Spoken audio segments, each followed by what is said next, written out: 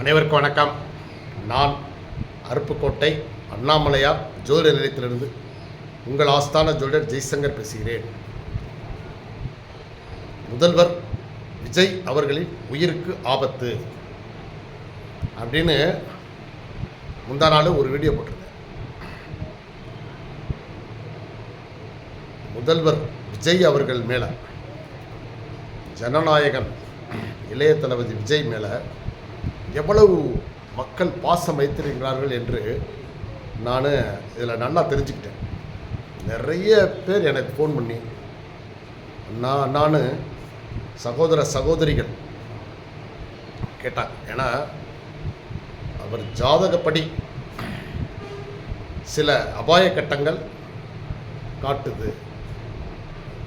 ஒரு 6 மாதம் வரைக்கும், அதாவது ஜனவரி 25 வரைக்கும் சில ராகு கேது பயிற்சிகள், குரு அதிசார பயிற்சி, ஸோ இந்த மாதிரி சில சனியுடைய பயிற்சி, வக்கர பயிற்சி, ஸோ இந்த மாதிரி சில சம்பவங்கள் ஒரு 6 மாதத்துக்குள்ள ஒரு 3-4 மாதத்துக்கு இருக்கு. அதன்படி பார்க்குறப்ப முதல்வர் விஜய் அவர்களுடைய அவர் ரொம்ப மிகவும் எச்சரிக்கையாக இருக்க வேண்டிய தருணம் இது. ஏன்னா இப்போது ஒரு எதிரி இருக்கான் அப்படின்னா நேருக்கு நேராக இருந்தால் மோதிடலாம். மறைமுகமாக இருந்து மோதக்கூடிய எதிரிகள் அரசியலில் நிறைய இருக்காங்க. எங்கிட்ட இருந்து எவன்னே தெரியாது. நேற்று பார்த்தீங்கன்னா ஒரு பெரிய கேலி கூத்து. அதாவது சினிமாவிலேருந்து மக்களால் வெறுத்து ஒதுக்கப்பட்ட தனுஷுன்னு ஒருத்தன், அவன் பெரிய குழப்பவாதி. அவன் ரஜினிகாந்த் குடும்பத்திலேயே, சூப்பர் ஸ்டார் ரஜினிகாந்த் குடும்பத்திலே உள்ளே போய் குழப்பத்தை ஏற்படுத்தி இந்த திருமா கோஷ்டிகள் செய்யக்கூடிய அந்த நாடக காதலை அரங்கேற்றி பிச்சைக்கார பைய பெரிய கோடீஸ்வரர் வீட்டுக்குள்ளே தூக்கிட்டு வர்றாங்க இல்லையா, அப்படியே சூப்பர் ஸ்டார் வீட்டுக்குள்ளே புகுந்து அவர் பொண்ணையே கல்யாணம் பண்ணி கடைசியில் அந்த இவங்க எல்லாரும் பண்ணுறாங்கல்ல அதே மாதிரி அவனும் நடுத்தருவில் விட்டுட்டு வந்துட்டேன். இந்த நாய் முதல்வர் விஜய் கூட போய் போட்டி போட்டுதான். எப்படின்னா, அதாவது எவனுமே இவனை சீண்டலை, ஒன்றும் பண்ணலை. இவன் படத்துக்கு தேசிய விருது கிடைச்சா என்ன, கிடைக்கலன்னா என்ன, அது கிடைச்சதை பற்றி செய்தி கூட யாரும் பார்க்க மாட்டாங்க. இவனை யாருன்னே மக்கள் மறந்துட்டாங்க. இவனுக்கு படங்களும் இப்போ இல்லை. இவர் ஏதோ ஒரு படத்தை டைரக்ட் பண்ணானா, பண்ணிட்டு போ. அதுக்கு மத்திய அரசுக்கு, அதாவது இங்கே அவங்களுக்கு பாவம், அதாவது மத்திய சர்க்கார் ஒரு கேவலமான சர்க்காருங்க. உண்மையிலேயே சொல்கிறேன், தமிழ்நாட்டை பொறுத்தவரை அவங்களுக்கு ஒரு முடிவெடுக்கவே தெரியல. ஏன்னா அப்போ 1ஆம் நம்பர் ஃப்ராடு பயலுக்கு போய் இவன் எடுத்த படம் ஏதோ ஒரு 2-3 விருது கொடுக்குறாங்க போல. சரி, வாங்கிட்டு போ. இதை யாராவது விஜய் ரசிகர்கள் தடுப்பாங்களா சொல்லுங்கள்? அல்ல, விஜய்க்கும் அதுக்கு என்ன சம்மந்தம் இருக்குது? அவர் எதுக்க போகிறாரா?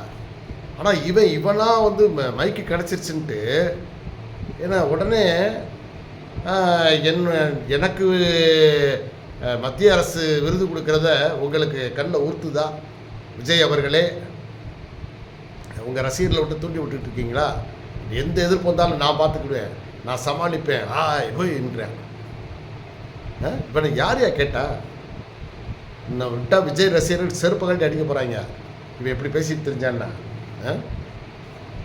இதெல்லாம் யாருக்கு காரணம் தெரியுமா? இதுக்கு மறைமுகமான காரணம் திமுகங்க. இந்த மாதிரி, அதாவது ஏதோ ஒன்று புதுசாக வர்ற மாதிரி ஒருத்தனை தூண்டி விடுவாங்க. திடீர்னு திருமுருகன் காந்தி 5 வருஷமாக தூங்கிட்டு இருந்தேன், திடீர்னு பார்த்தா அந்த நீட்டு எதிர்ப்பு போராட்டத்துக்கு வரேன். இது எல்லாமே திமுக போடக்கூடிய எலும்பு துண்டுக்கு ஆசைப்பட்டு. இன்னும் பாருங்கள், சீமா கத்துவான் பாருங்கள். சீமானுக்கு இப்போ பேமெண்ட்டு போகல, அதனால் பேசாமல் இருக்கேன். ஏன்னா அன்புமணி ஒரு மடப்பைய, அவன் சம்பந்தமே இல்லாமல் நிழல் நிதி அறிக்கை சமர்ப்பிக்கிறான். இவங்க இப்படியே கற்பனையிலேயே வாழ்ந்து, அப்பனும் மகனும் கற்பனையிலேயே வாழ்ந்து, ஏன்னா இவங்களால் தமிழ்நாட்டுக்கு ஒரு பைசா பிரயோஜனம் இல்லைங்க. ஏன்னா அதே போல் ஆபத்துகள் எப்படியெல்லாம் வராமங்கிறதுக்கு கூட்டணி கட்சிகள், அதில் இருக்கிற கட்சிகள்லாம் மோசமான கட்சிகள். விஜய்க்கு ஆதரவு கொடுக்குறாங்க. ஆனால் இன்னமும் திமுகவோட தொடர்பில் இருக்காங்க. சிலர் மறைமுகமாக இருக்காங்க. வெளியே வந்து சும்மா பேட்டி கொடுக்குறாங்க. நாங்கள் வந்து அப்படியெல்லாம் இல்லை, நாங்கள் திமுக விட்டு வந்துட்டோம்னு சொல்கிறாங்க.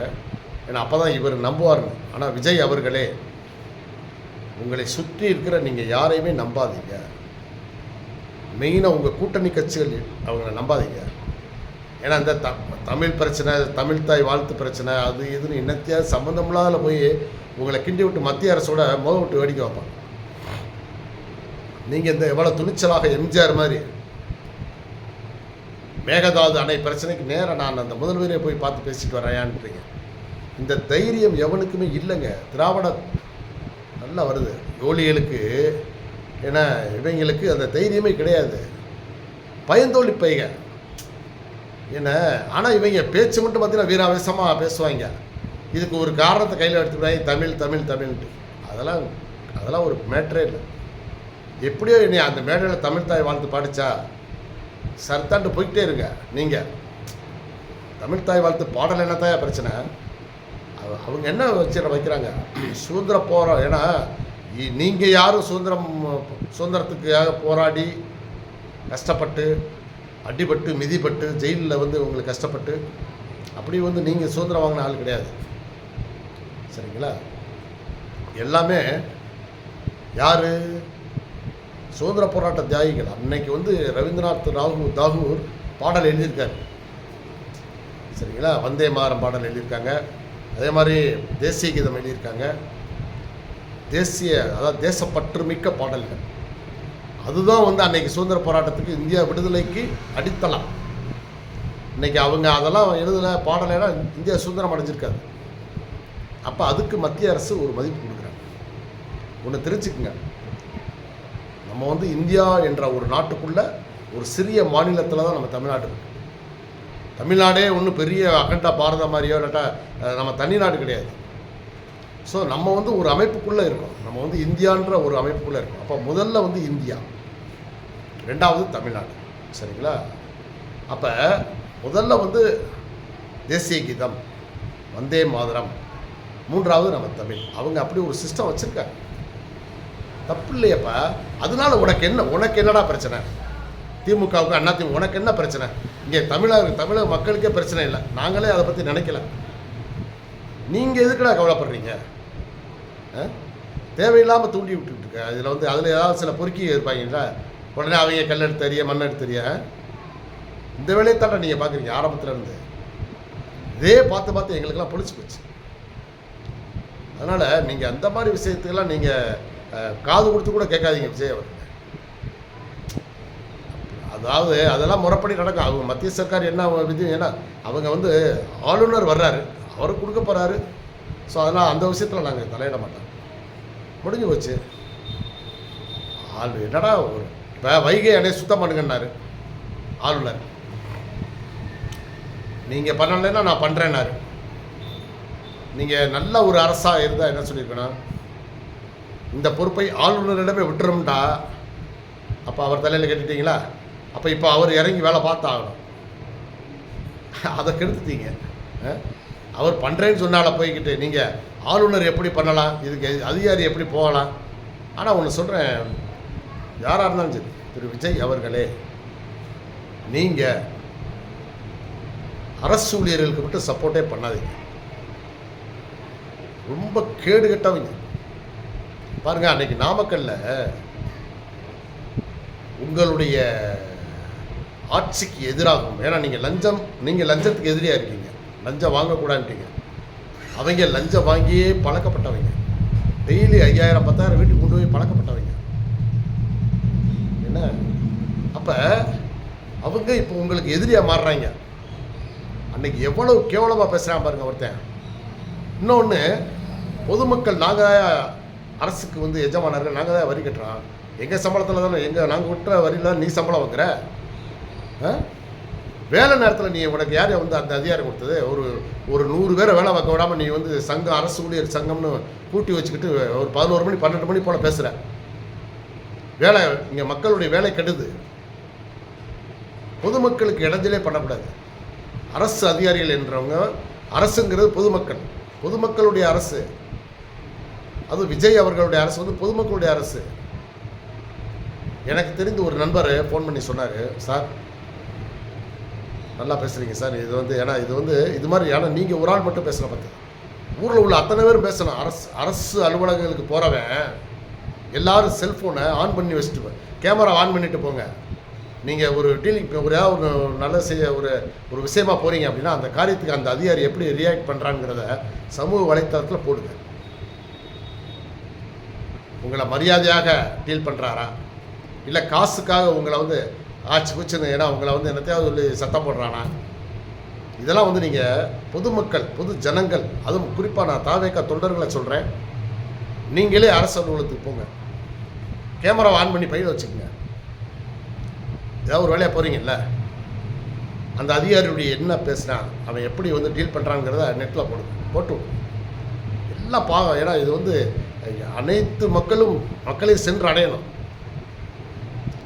அரசு ஊழியர்கள் பண்ணுற தவறு, ஏன்னா அரசு ஊழியர்களை திருத்தி விட்டீங்க அப்படின்னா தமிழ்நாடு உருப்பிட்டுரும், வேகமாக வளரும். ஊழலை மட்டும் ஒழிக்கணும். அது யார் செய்கிறது, யார் பூனைக்கு மணி கட்டுறதுன்னு தான் பார்த்துட்டே இருந்தாங்க மக்கள். திராவிட கட்சிகளால் முடியல. திமுக பண்ணால் அண்ணா திமுக இவங்க எதிர்ப்பாங்க, இப்போ எதுக்கு மாதிரி நடிப்பாங்க, அப்புறம் ரெண்டாவது திரைமறைவில் ஒன்று சேர்ந்துக்குவாங்க. ஆனால் விஜய் அவர்கள் தான் ஏன் அப்படின்னா இவர் வந்து காசு கொடுத்து ஜெயிக்கலை, அவர் செல்வாக்கில் கட்சி ஜெயிச்சிருச்சு, ஊடகங்கள் எல்லாம் மீறி ஜெயிச்சிட்டார். அப்போ அவர் என்ன வேணாலும் ஆக்ஷன் எடுக்கலாம், 1,00,000 வரையும் வீட்டுக்கு அனுப்பலாம். நீங்கள் யாருமே தேவையில்லடான்னு சொல்லிட்டு புதிய இளைஞர்களுக்கு நல்ல வாய்ப்பு கொடுக்கலாம். அன்னைக்கு அவ்வளோ பேசுகிறானே ஒருத்தர் அரசு ஊழியர் சங்கத்தில், இப்போ நாங்கள் மக்கள் சொல்கிறோம்யா, நீ எங்களுக்கு தேவையில்லையா? நாங்கள் சொல்கிறோம் விஜய் அவர்கள், நாங்கள் மக்கள் பொதுமக்கள் சொல்கிறோம், இப்படி ஆளும் எங்களுக்கு தேவையில்லை, இப்படி அரசு ஊழியர் எங்களுக்கு தேவையில்லை, இவங்களெல்லாம் வீட்டுக்கு அனுப்புங்க. அவங்க போய் ஏதாவது தொழிலை பார்க்கட்டும், போய் மாடு மேய்க்கட்டும், ஆடு மேய்க்கட்டும், அது கூட தகுதி இல்லாதவங்க போய்கிட்டு அவன் அரசு வேலையை கொடுத்தீங்கன்னா அப்புறம் எப்படி இருப்பாங்க? ஆடு மாடு மேய்க்க கூட தகுதி இல்லாதவங்க இந்த இப்போ இருக்கிற அரசு ஊழியர் இருக்கிறாங்க. ஒரு மக்களை வந்து மதிக்க தெரியல, மக்களை என்னமோ இவங்க வந்து வச்ச இவங்களுக்கு எடுபடி ஆள் மாதிரி, ஏன்னா ஏய் அங்கிட்டு நில்லு இங்கே நில்லு அப்படின்றான். இப்போது வந்து அலுவலகத்தில் உட்கார்றதே இல்லை. எனக்கு தெரிந்த ஒரு நண்பர் அப்போ சொன்னார்னு சொன்னல, அதாவது கணவர் சென்னையில் வேலை பார்க்குறாரு, ஒரு பெரிய அதிகாரியாக இருக்கார். மனைவி இந்த சுகாதாரத்துறையில் இங்கிட்டு வாலி நோக்கம் பக்கமாக எங்கிட்ட ராமநாடு சைடு அங்கேருந்து பரமக்குடிக்கு வர்றாங்க போல. அவர் என்ன சொன்னார், வாரத்தில் 2 நாள் தாங்க அந்த அம்மா வேலைக்கே வருது, சம்பளம் 1,50,000 லட்சம் வாங்குதுங்க. நல்லா இந்த விஷயம் நிறைய பேர் போடும். தாவேக்கா தொண்டர்கள் மற்றும் வந்து பொது மக்கள், நடுநிலைவாதிகள் அத்தனை வரும் இந்த வீடியோவை நிறைய பேர் சேர அனுப்புங்க, போட்டு எல்லா இடத்துக்கும் போட்டோம். வாரத்தில் 2 நாள் தான் அந்த அம்மா வேலைக்கு வருதான், ஆனால் மாதம் 1,50,000 லட்சம் வருது. வீட்டுக்காரர் சென்னையில் ஒரு பெரிய பதவியில் இருக்கார். அவர் தன்னுடைய அரசு இருக்கக்கூடிய அந்த தனக்கு ஒரு 2 பேர் அவங்களுக்கு யாரோ அசிஸ்டன்ட் இருக்காங்க, டிரைவர்கள். தன்னுடைய டிரைவர் அந்த அம்மாவுக்கு ஒரு டிரைவராக போட்டு அரசு சம்பளத்தில் பர்சனல் வேலை பார்க்குறாங்க.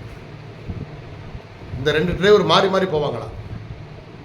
அப்போ என்னையா இப்படி வந்து அரசு வந்து கொடுக்கக்கூடிய சலுகையில் இப்படி துஷ்பிரயோகம் பண்ணால் எப்படியா?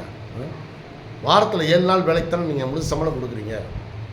இதில் பெண்களுக்கு மெட்டர்னிட்டி லீவ் வேணுமா, அது அந்த லீவ் வேணுமா, இந்த லீவ் வேணுமா? நீங்கள் ஆஃபீஸில் போய் பாருங்கள். பொம்பளையை வந்து ஒழுங்காக வேலை பார்க்குறது இல்லைங்க, வெட்டி அரட்டாக பண்ணுவாங்க. ஏன்னா எந்த நேரம் பார்த்தாலும் எதையாவது தின்னுகிட்டே இருக்குங்க. அரசு நீங்கள் வேலைக்கு போங்க, நீங்கள் வந்து அரசு ஏதாவது ஒரு வேலையாக போங்க, என்னத்தையாவது ஒன்று தின்னுட்டு வாங்கி தின்னுட்டு தான் இருக்குங்க. ஆம்பளை ஒரு இடத்துல உட்கார மாட்டேங்கிறேன், அவனை பெரும்பாலும் டீ கடையில் தான் இருக்காங்க. இதையெல்லாம் நீங்கள் ஆய்வு பண்ணணும். அரசு அலுவலகத்தில் அரசு ஊழியர்கள் எப்படி வேலை செய்கிறாங்க அப்படின்னு சொல்லி நீங்கள் ஆய்வு செய்யுங்க.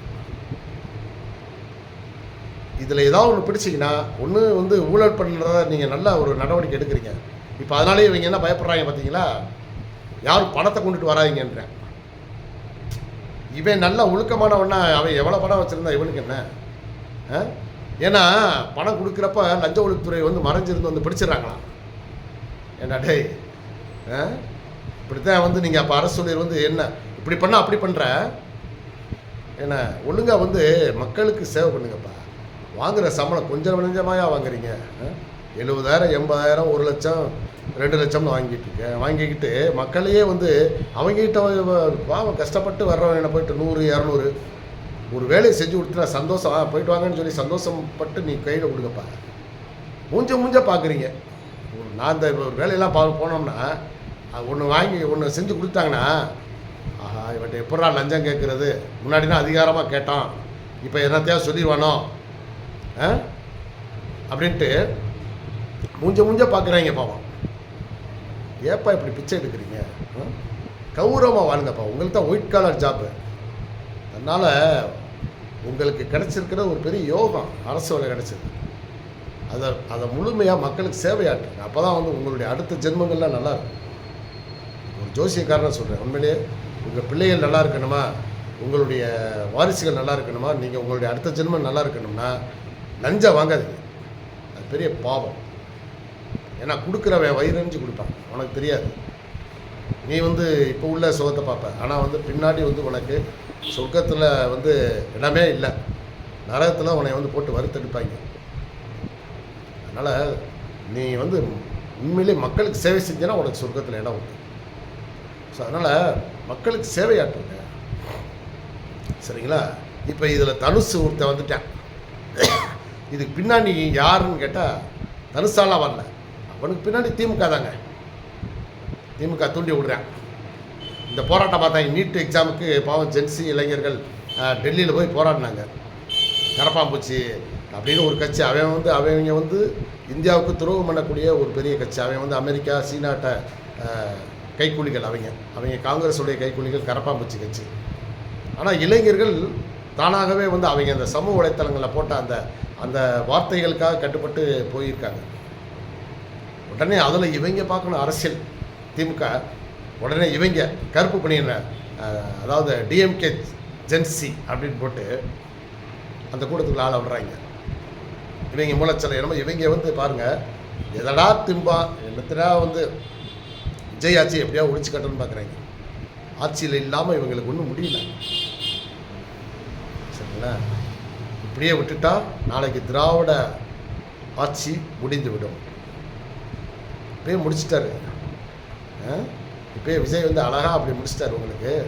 நான் இருந்தாலும் இவங்க பயப்படுறாங்க. அடுத்து ஒருத்தர் வர போகிறாரு.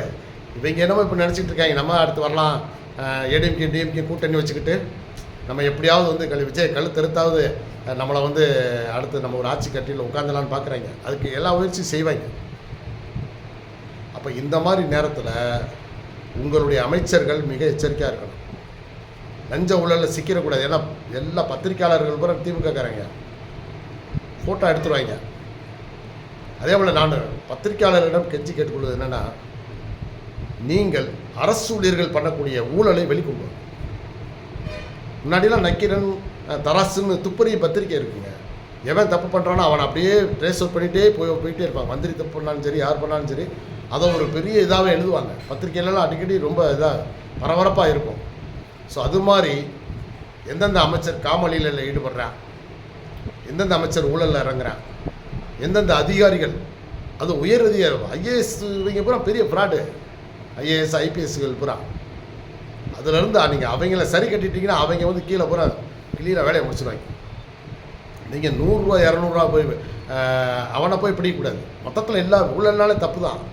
யாருமே காசு வாங்கக்கூடாது. அதை விஜய் அவர்கள் விரும்புகிறார். விஜயோடைய நோக்கமே லஞ்சமில்லாத ஆட்சியை நம்ம தலைமையில் கொடுக்கணுங்கிறார். போக வந்து மதத்துக்கு முக்கியத்துவம் கொடுக்க வேண்டாம். பெரும்பான்மை மக்களுடைய நம்பிக்கையை கெடுக்காதீங்க. சிறுபான்மையினர் எல்லாருமே நல்லா இருந்துட்டு போகிறாங்க, அதை பற்றி தப்பு. எல்லாருமே நல்லா இருக்கணும். ஏன்னா தமிழ்நாடு என்பது அனைவருக்குமானது. அதே போல் ஒரு சலுகைகள் கொடுத்து அனைவருக்கும் கொடுங்க, அனைவருக்கும். ஏக்கா பணக்காரர்கள் ஏழைகளுக்குன்னு அதான் அந்த ஒரு வித்தியாசம் இருக்குது. பணக்காரர்களுக்கு தேவையில்லை, ஆனால் எந்த ஒரு சலுகைகள் கொடுத்தாலும் அதில் ஒரு வாசகம், இந்த சலுகை எனக்கு தேவையில்லைன்னு நினைக்கிறவங்க அதை அந்த இடத்துல கிளிக் பண்ணிக்கங்கன்னு சொல்லிட்டா, வேணாங்கிறவங்க என்ன நினைப்பாங்கன்னா, சரி நமக்கு இது தேவையில்லை, வேறு யாராவது தேவைப்படுறவங்க வாங்கிக்கிறட்டும்ட்டு விலைக்குள்வாங்க. ஸோ அப்படி இருக்கணும். பொருளாதாரத்தில் தான் வந்து நீங்கள் சலுகை கொடுக்கவே. ஏன்னா எல்லா ஜாதி எல்லா மதத்துலேயுமே ஏழை மக்கள் இருக்காங்க. அதெல்லாம் விட்டுட்டு சலுகையில் ஏற்கனவே கொடுத்தவங்களுக்கே கொடுத்துக்கிட்டு இருக்கக்கூடாது. அது வந்து அவங்களுடைய உரிமை கிடையாது. அது வந்து சலுகைன்னு கொடுக்குறீங்க. ஸோ அதனால் எல்லாருக்குமே கொடுங்க. ஒன்று அனைவருக்கும் கொடுங்க, இல்லை ஏழைகளுக்கு மட்டும்னு ஒரு சிஸ்டம் வச்சுக்கோங்க, அவங்களுக்கு கொடுங்க. அதான் ஒரிஜினல் பயனாளிகளுக்கு போய் சேரும். இன்னொன்று, அனைத்து திட்டங்களையும் அப்பப்போ ஆய்வு செஞ்சுக்கிட்டே இருக்கணும். எந்த ஒரு உயர் அதிகாரியுமே ஆய்வு செய்யவே மாட்டேங்கிறாங்க. அதில் குறிப்பாக உணவுத்துறையில் இருக்கக்கூடிய அதிகாரிகள் ரொம்ப தீவிரமாக இறங்கி வேலை செய்யணும். லஞ்ச ஒழிப்புத்துறை மிக தீவிரமாக இறங்கி வேலை செய்யணும்.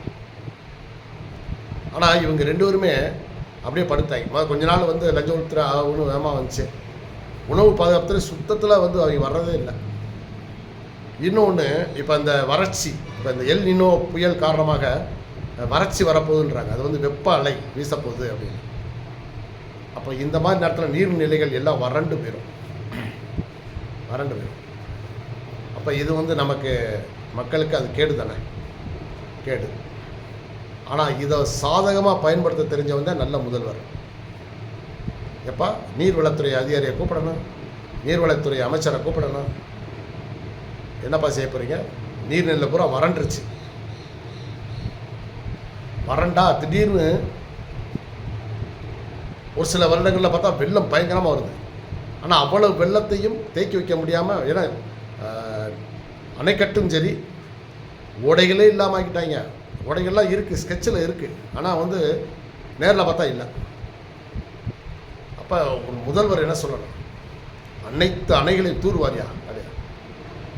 இங்கே வெளி மாநிலத்திலிருந்து கூட கூப்பிடு, ஜேசிபி எந்திரத்தை வர சொல்லு, லாரிகளை வர சொல்லு, ஒரு பெரிய ப்ராஜெக்டை போடுங்க, பெரிய பெரிய அணைக்கட்டுகளை தூர்வாருங்க, அதில் உள்ள பெரிய பெரிய ஓடைகள் ஆறுகளை பூரா தூர்வாருங்க. வாய்ப்பு இருந்தால் இந்த வாய்ப்போடே நீங்கள் ஒரு 2 ஆறுகளை இணைச்சிங்கன்னா போதும். காவிரி குண்டாறு இணைப்புங்கிறது, அதே போல் ஒரு 2 ஆறு தென்பண்ணை ஆறு, இந்த மாதிரிலாம் சொல்கிறாங்க இல்லையா, பல கால்வாய் திட்டங்கள் இருக்கு. சப்போஸ் ஏதாவது, ஏன்னா இப்போ வறட்சி, திடீர்னு வெள்ளம் வர்ற சமயங்களில் ஒரு இடத்துல மழை பெஞ்சு வெள்ளம் ஓடி வந்து ஒரு சில அணைகள் வரும். அது நிறைஞ்சி வழியும் போது கடலுக்கு போகாமல் மற்ற அப்படியே தமிழ்நாடு பூரா வரும். அந்த மாதிரி காவிரி தாமிரபரணி இணைச்சி விடுங்க. ஏன் அப்படின்னா, வர்ற வழிகளில் உள்ள கம்மாய் இம்மாய் குளங்களும் அணைக்கட்டுகள் எல்லாம் அந்த தண்ணி போய் நிரப்புற மாதிரி ஒரு பிளான் பண்ணிங்கன்னா சூப்பராக இருக்கும். இந்த வறட்சி காலத்தை நீங்கள் அப்படி பயன்படுத்திக்கணும். 100 நாள் வேலை திட்டம் என்பது ஒரு பெரிய ஃப்ராடு திட்டம். அது வந்து தேவையே இல்லாத திட்டம். ஏன்னா விவசாயி நம்ம விவசாயத்தை ஓச்சது அந்த திட்டம் தான்.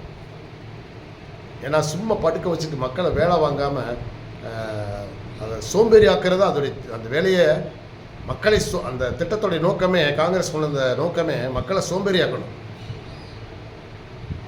சும்மா நிழலில் படுக்க வச்சுட்டு 200 ரூபா கையில் கொடுத்து விட்டா என்ன ஆகும்? வேலை பார்ப்பாங்களா அவங்க? சொல்லுங்கள். முன்னாடிலாம் அந்த காலத்தில் எப்படி வேலை பார்த்தாங்க? இப்போ எங்கேயுமே வேலைக்கு போகிறதுக்கெல்லாம் இப்போ ஆட்களே இல்லை, வேலை செய்ய முடியல. காரணம் வந்து இந்த மாதிரி சில திட்டங்களை போட்டு சோம்பேறி ஆக்குது. அதனால் ஒன்று வந்து அந்த 100 நாள் வேலை திட்டம் என்பதை மிகச்சரியாக பயன்படுத்துங்க. அவங்களுக்கு கொடுக்குற பணத்தை வச்சு ஜேசிபி எந்திரத்தை வச்சா எத்தனையோ கண்மாய்கள், ஆறுகள், குளங்கள், ஓடைகள் அனைத்தையும் தூர்வாரிடலாம். முந்தா நாள் வீடியோவில் பேசுகிற மாதிரி நீங்கள் மிகப்பெரிய ஒரு சாதனையை உங்கள் பேர் வந்து வரலாற்றில் காமராஜர் மாதிரி பொறிக்கணும்னு நினச்சிங்கன்னா, காமராஜர் பள்ளிகள் கட்டினார், அணைக்கட்டுகள் கட்டினார், ஆலைகளை கட்டினார், பல என்னமோ பண்ணார் நிறைய.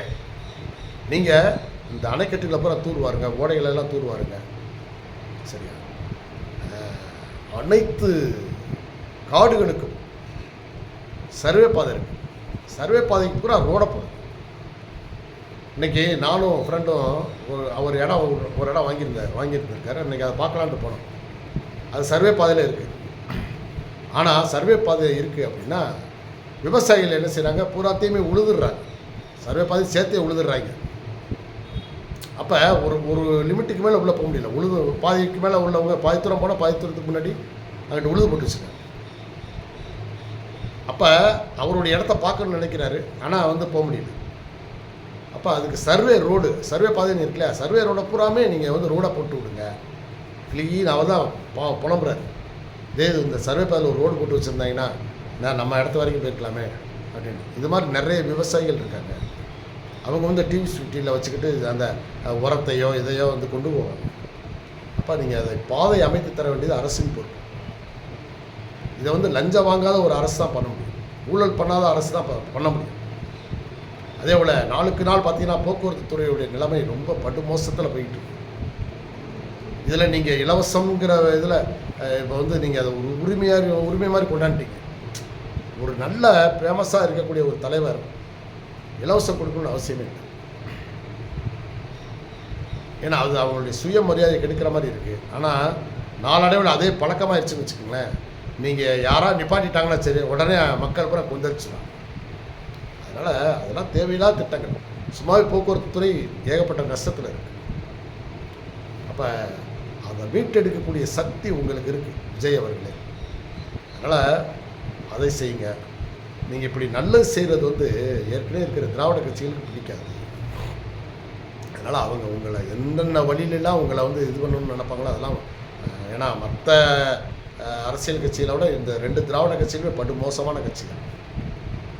அதுலேயும் தலைவர் வந்து திமுக தான் அப்படிங்கிறப்ப மிக எச்சரிக்கையாக இருக்கும். பாருங்கள், இப்போ புதுசாக தனுசுன்னு ஒருத்தனை அரசியல் கொண்டு வர்றாங்களா பாவம். அஜித்தை பார்த்தாங்க, அஜித் வரமாட்டேன்ட்டார். ரஜினிகாந்தை விட்டு பார்த்தாங்க, ரஜினிகாந்த் வரமாட்டேன்ட்டார்.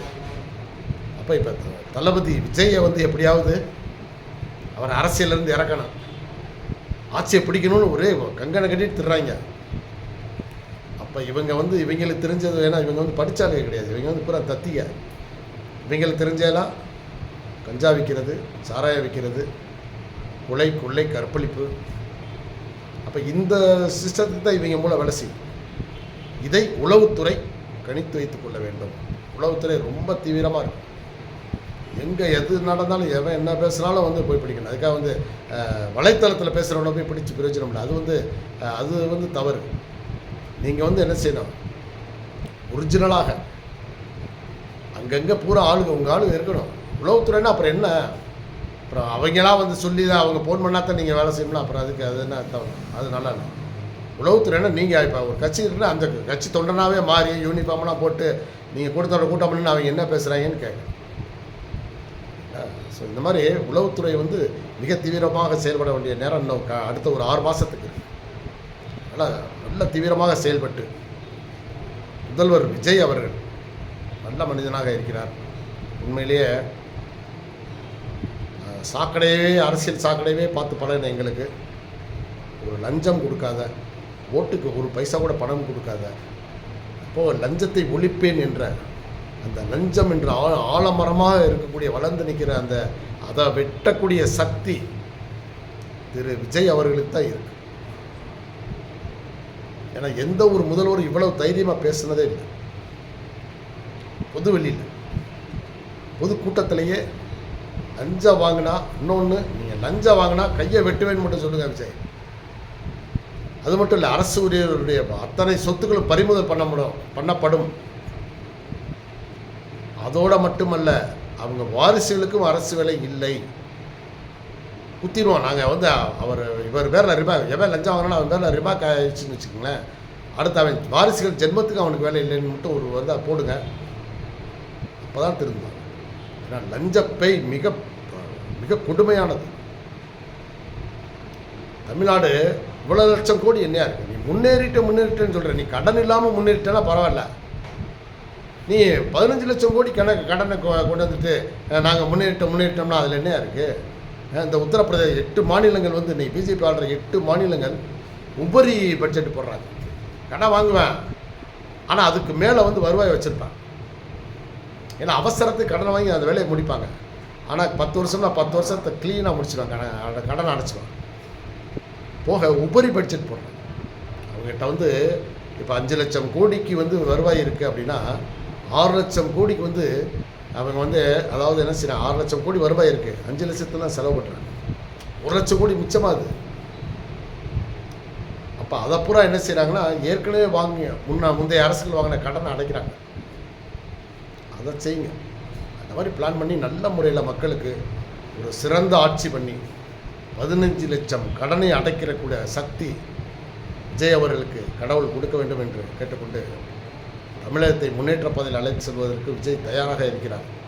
மக்கள் உங்கள் பக்கம் இருக்காங்க. அதனால் அரசு ஊழியர்கள் வந்து அவங்களாம் மிரட்டி பார்ப்பாங்க. அப்படி பண்ணுவாங்க, இப்படி பண்ணுங்க, போராட்டம் பண்ணுவோம், அப்படி பண்ணணும். உங்களுக்கு வந்து சரியான சக்தி இருக்குது, நீங்கள் அதை காட்டணும். அதை செயல்படுத்தக்கூடிய சூழ்நிலாம் வரும், நான் பின்னாடி வரப்போகுது. ஏன்னா அதனால் நீங்கள் இவங்க ஒரு கோடு போட்டால் நீங்கள் ரோடாக போட்டுருங்க. இவங்க ஒருத்தன் ஏதாவது ஒன்று வந்து ஆரம்பித்தா நீங்கள் அத்தனை பேரை டிஸ்மிஸ் பண்ணுங்க. அல்லது முதல்ல அந்த போராட்டம் தூண்டி விடுற எவன் பார்த்து கரெக்டாக அவனை டிஸ்மிஸ் பண்ணுங்க. ஏன்னா ஒவ்வொரு அரசு ஊழியர் சங்கத்திலையும் உதாரணமாக 1000 பேர் இருக்காங்க அப்படின்னா அதில் 100 பேர் வேலை பார்க்க மாட்டாங்க. சும்மா இந்த சங்க வேலையைத்தான் தெரியும். அனைத்து அலுவலர்கள் நல்லா வேலை செய்கிறவனே கெடுக்கிறது இவங்க தான். ஸோ அதனால் அந்த மாதிரி ஆட்களை ஒரு புள்ளி விவரம் எடுத்து அவங்கள ஏதாவது ஒரு வழியில் வீட்டுக்கு அனுப்பிடுங்க. இப்போது பொதுமக்கள் லஞ்சம் வாங்குகிற அதிகாரிகளை லஞ்ச ஒழிப்பு போலீஸில் மாட்டி விட தயங்கவே கூடாது. கேமரா எப்போயும் ஆன்லேயே வச்சு நீங்கள் வந்து ஒரு அதிகாரியை சந்திக்க போகிறீங்கன்னா கேமரா ஆன் பண்ணிகிட்டே போய் அவன் லஞ்சம் கேட்டான்னு வச்சுக்கோங்க, உடனே அடிங்க. லஞ்ச ஒழிப்புத்துறைக்கு மாட்டி விடுறோம், தயங்கவே கூடாது. எல்லாரும் இப்படி கலகத்தில் இறங்கிட்டா பொதுமக்களும் இணையணும். விஜய் வந்து அவருடைய நல்ல நோக்கத்துக்கு பொதுமக்கள் தாவேக்கா தொடர் அத்தனை பேரும் வந்து இணைஞ்சு வந்தால் அரசு ஊழியர்களை ஒடுக்கி விட்டுருலாம். நல்லாட்சி நடக்கும், மக்களுக்கு நல்ல பேர் கிடைக்கும். விஜய் என்றென்றும் நிரந்தர முதல்வராக இருக்க வாய்ப்பு இருக்குது. நன்றி, வணக்கம்.